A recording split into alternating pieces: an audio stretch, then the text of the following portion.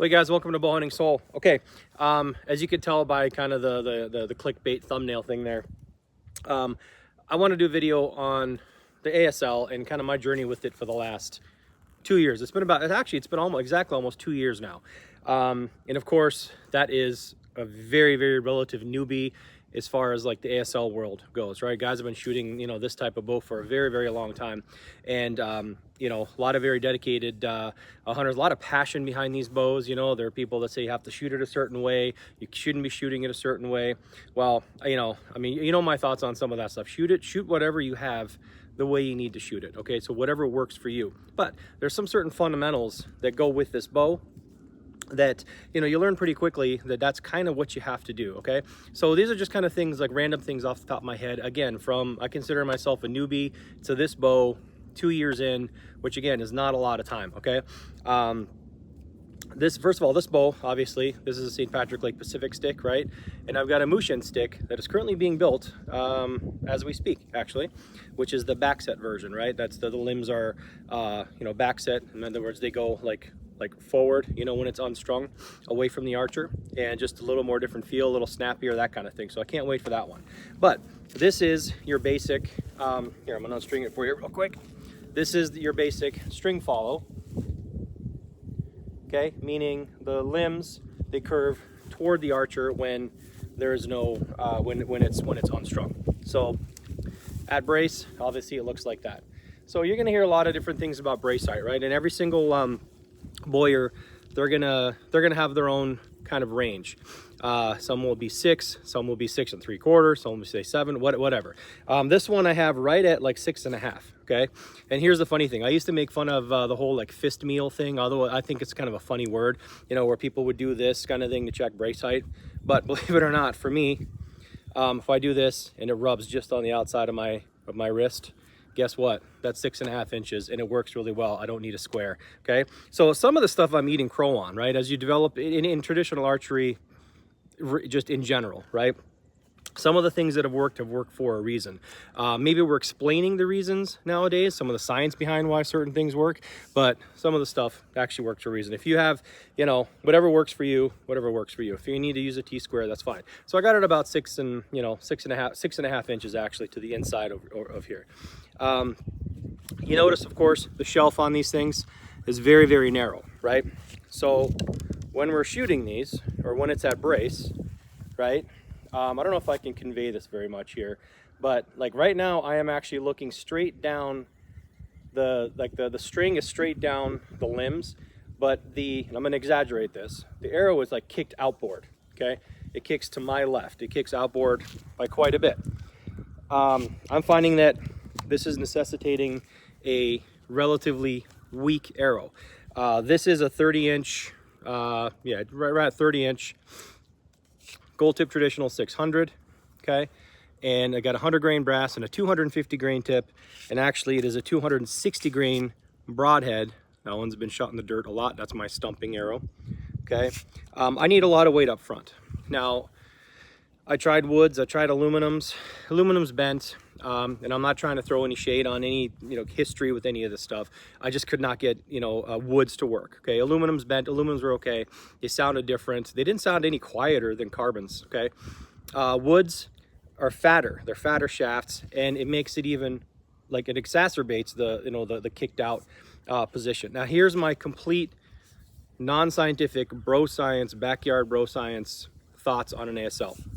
The guys who are pure instinctive, or at least more on the sliding scale toward pure instinctive rather than dead aiming, I think they have an easier time shooting anything out of these ASLs, right? Whether it's carbon, aluminum, or a wood, okay? Especially with the wood guys, and especially guys that shoot split finger, which I've tried. I tried doing split finger again, just like recently. I can't do it, right? And pure instinctive. And I was doing split finger because I was trying to get the arrow out of my eyesight so that it will be more, focused on just pure instinctive, but I can't do it. I'm gap instinctive.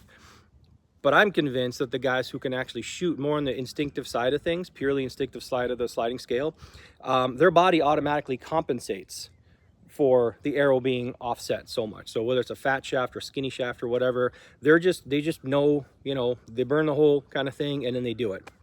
That's just my opinion, because if I shoot a fat shaft, no matter how weak it is, I need to be very, very extremely weak to be able to curve around so much and then straighten out. Well, you're introducing a lot of kind of tail kick in there just to get around the riser and then have, you know, feathers straighten it out. Whereas if you're shooting a skinnier shaft, and this is not a skinny shaft, these are 5/16. I don't even shoot the micro diameters or anything.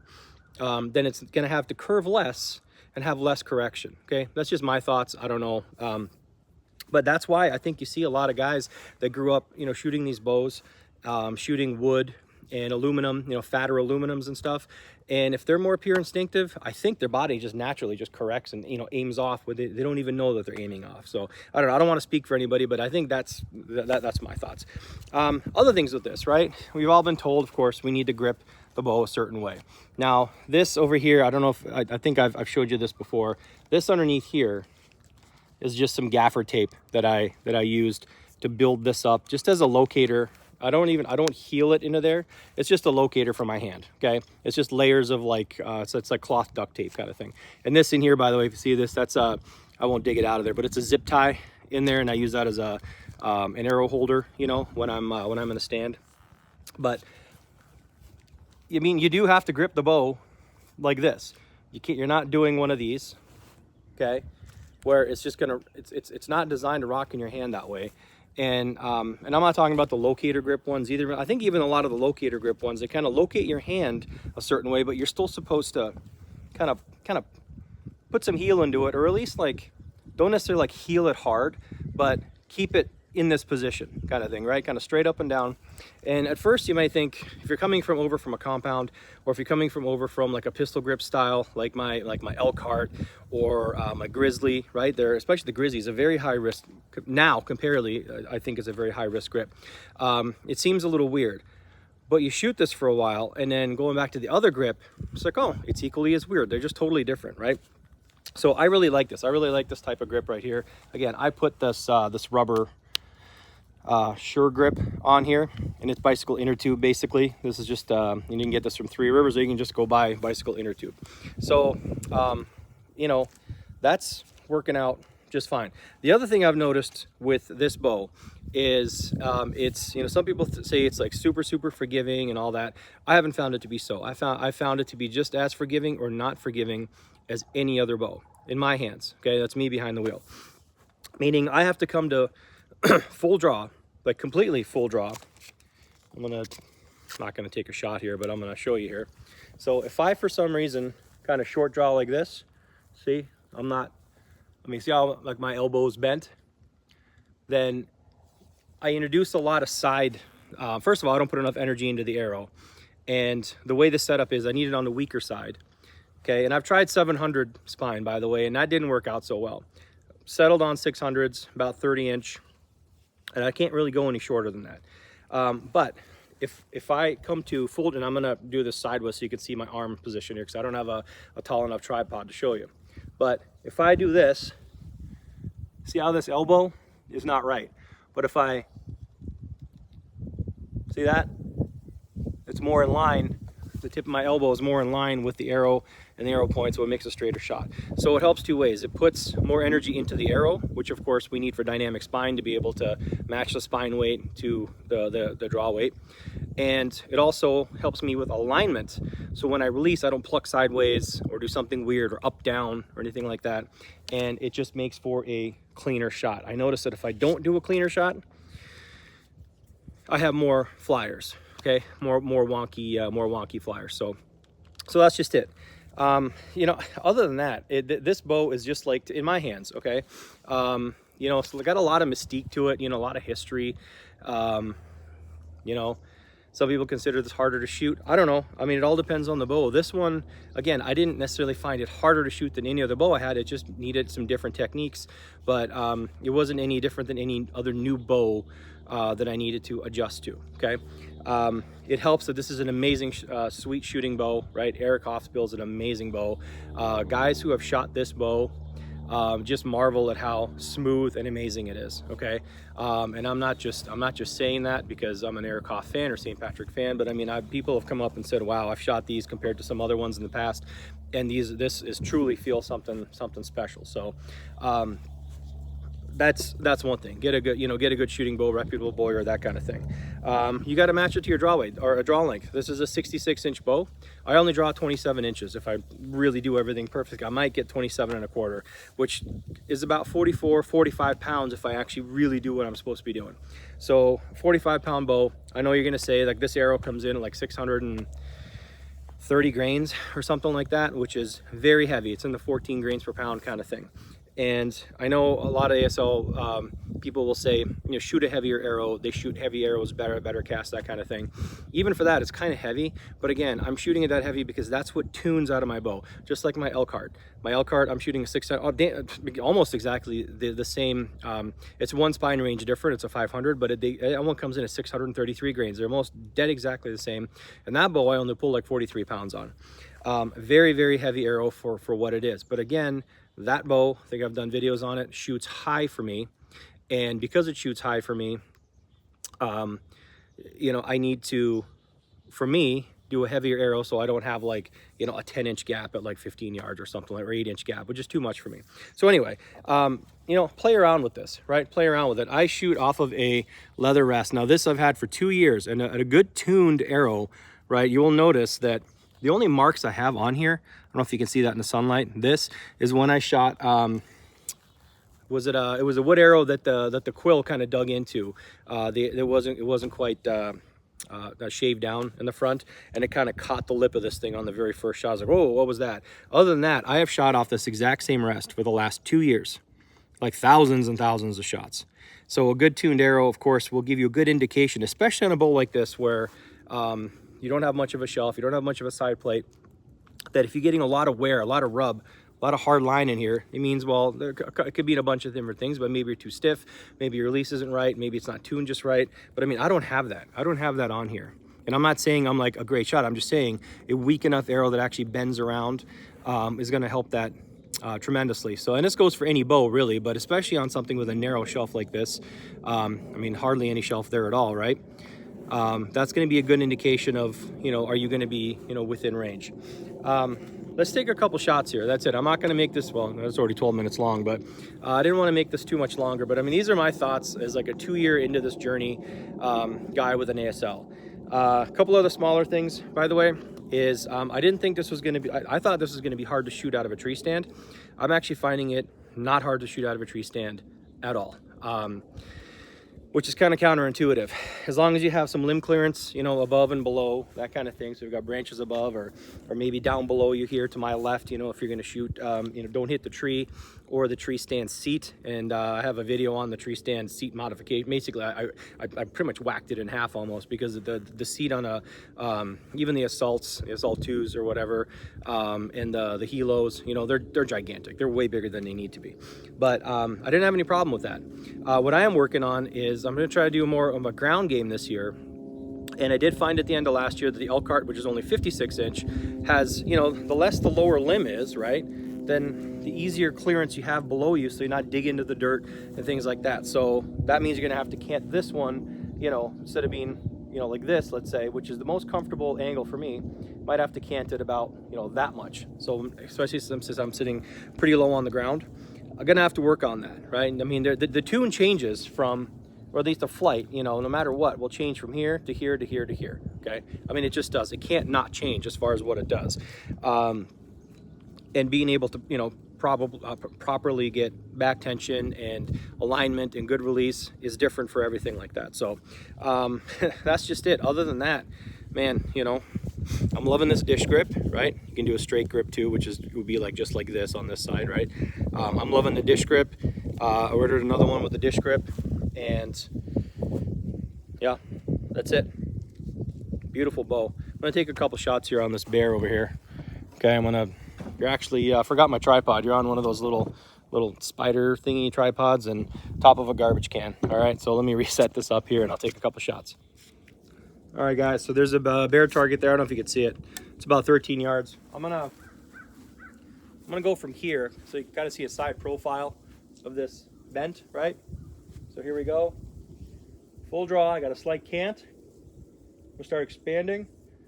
Expand. There we go. And then feather to nose, and it went like right in the center. We're gonna do that again. don't know if you notice how quiet that bow is too. All right, here we go. Full draw. Expand. I didn't quite hit feather to nose on that one. I don't know if you saw, it flew just a little bit stiff. It's hard to tell. Got a little wind going across here too, but I'm not going to blame the wind. All right, one more time. Okay, full draw. Expand.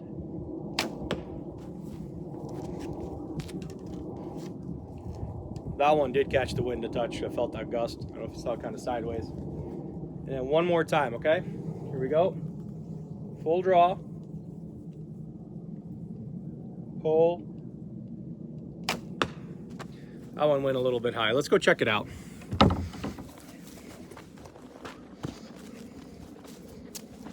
Not stellar shooting. These three, these three were good here. This one here is when I kind of went a little high. So, all right, we'll reset that, redo it again. All right, so a little more of me here. Maybe we do sideways like this. Okay, here we go. Full draw.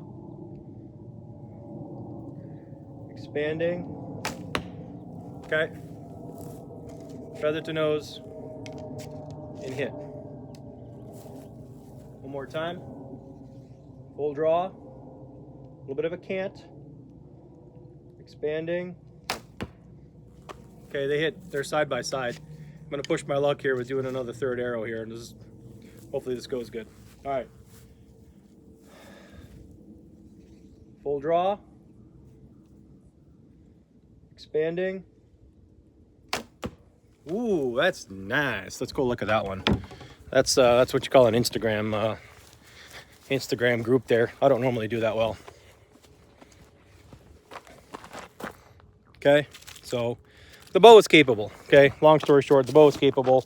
If I don't hit feather to nose, I get wonky flight, which means, like I talked about, which means I'm not expanding properly.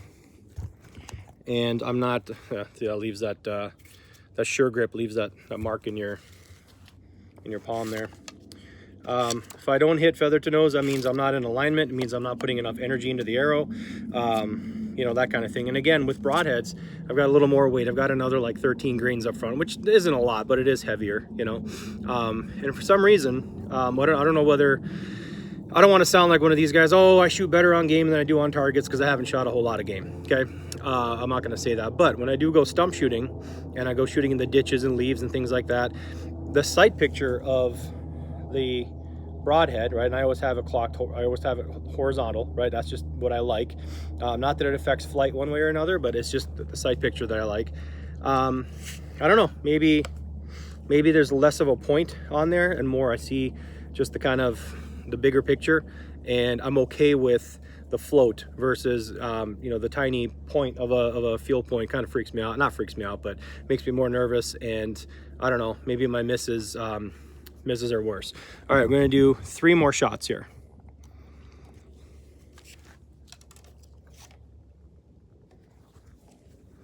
Again, from the side. I'll get more from the side here so we can get a side angle. Okay, full draw.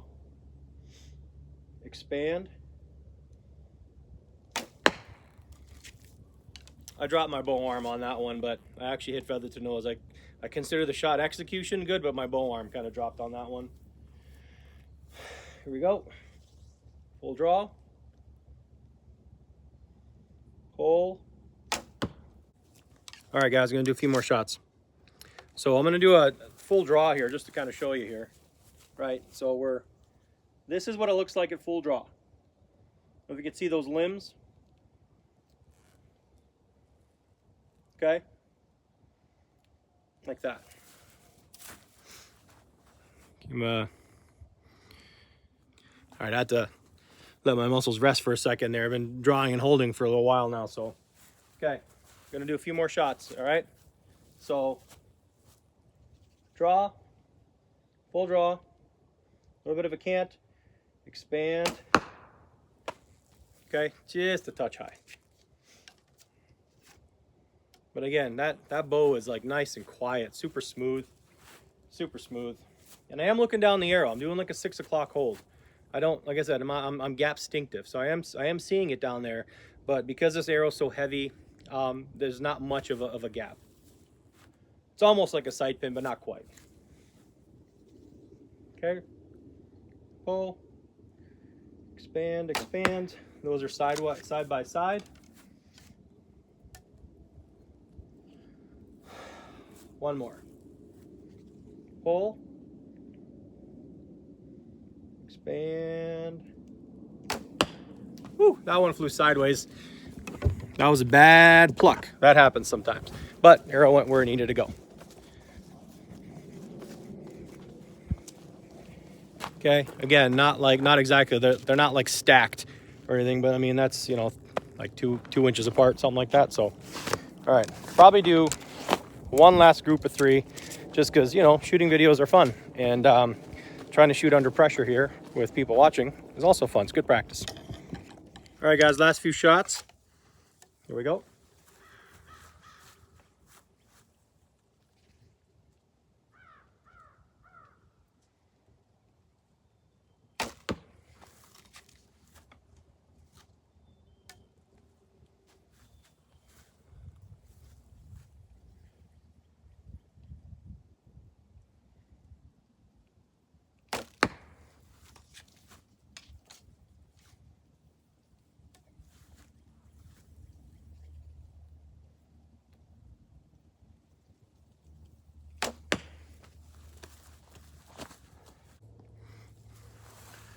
Okay, I repositioned you just a little bit here. By the way, when I'm drawing, right, what makes it, no matter what bow it is, when I do feather to nose, what makes it easier for me is if I for sure come all the way back and not even worry about feather to nose, and it touches there, and if it creeps forward, then I can bring it back just a little bit. Whereas if I start to draw and I'm like pull, pull, pull, and I've got like even that much to go, it feels like an eternity, okay? Here we go.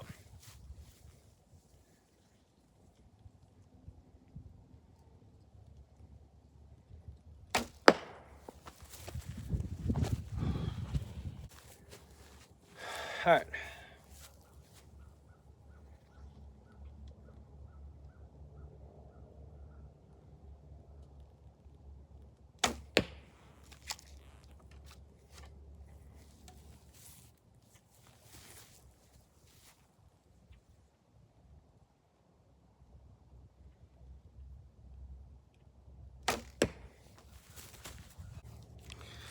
Well, guys, that's it. You know, I hope I haven't offended any, you know, ASL hardcore people, right? There's lots of ways to shoot this bow, but there's certain fundamental things that you need to do to shoot the bow, like I said, with, you know, a nice firm grip and, you know, heel pressure and all that kind of stuff, or at least heel in the right position, right?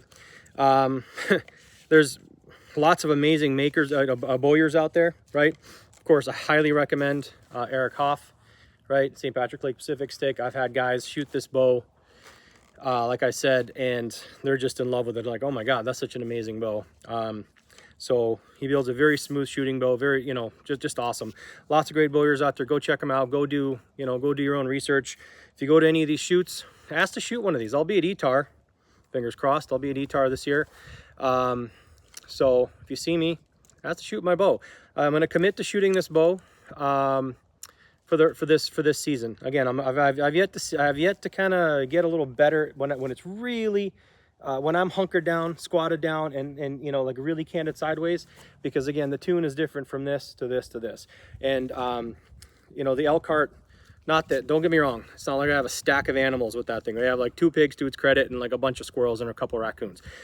But I want to give this one a shot. I want to get this one bloody. I want to commit to one bow. I know it's hard to do, but you know, I love the Elkhart just as much. But I'm gonna try and commit to this, you know, this season, to this bow, or the Motion Stick, you know, which is coming you know, soon. So that's what I'm gonna do, and I'm just gonna try and commit to it and work around all the, you know, whatever issues or what works better with this bow versus another one, whether it's limb clearance or alignment or whatever, right? I'm just gonna try and work around it, commit to this bow. So that's it. Like I said, I hope I haven't offended too many ASL people, I'm 2 years new into this. I still consider myself a newbie with this bow compared to some guys who have been shooting this for 10, 20, 30, 40 years, right? Again, lots of ways to do it. Lots of different designs, you know, even within the ASL world. You can go down a whole rabbit hole with that. But, you know, pick one of these things up, shoot it if you like it, you know, pick a good one, you know, and shoot it and see if you like it. And man, it's just this is a bow that I just keep reaching for because it's so much fun to shoot. One last thing, by the way, people say, you know, about the sight window being so small and all that stuff. I mean, it is. It's a tiny sight picture, right? But remember, when you open it up just a little bit, even, I mean, look at my face right here, and then my beautiful mug is, you know, open now. You can see it. And it's even more when it's this way. So yeah, it does have a very narrow sight picture, but the way you normally shoot it, which is typically not straight up and down, I mean, you don't have to cant it very much, and all of a sudden the whole world opens up. A lot of light comes through, a lot of picture comes through. So don't discount it because, you know, you think it's going to be like too narrow. And tuning wise too, you know, lots of thoughts on this. You can tune it this way to get an absolute, you know, whether it's like stiff, weak, whatever. But then remember, when you start opening it up this way, some of the stiffness this way actually translates to vertical as well. Okay, so, you know, however you want to tune your bow to be the most forgiving and the most wide range of positions that you're going to shoot the bow in, I'd say that's what you tune for. But again, that's what I do. So you're kind of on your own with that. But anyway, thanks for watching, guys. I want to hear your thoughts on ASLs if you shoot one, good, bad, tips, tricks, that kind of thing. And that's it. Thanks for watching. I appreciate it. Make sure you follow the links below. Push Archery Center of Knowledge, right? Great information for bows like this, or for, you know, soulless all metal bows too. And Hiko Ito knives, right? Click on the links below. We just got done recently doing a 2 knife giveaways, and amazing stuff. HikoIto.com. So go check him out. Go check out his knives. Beautiful stuff. So, all right. Thanks for watching, guys. I appreciate it. See ya.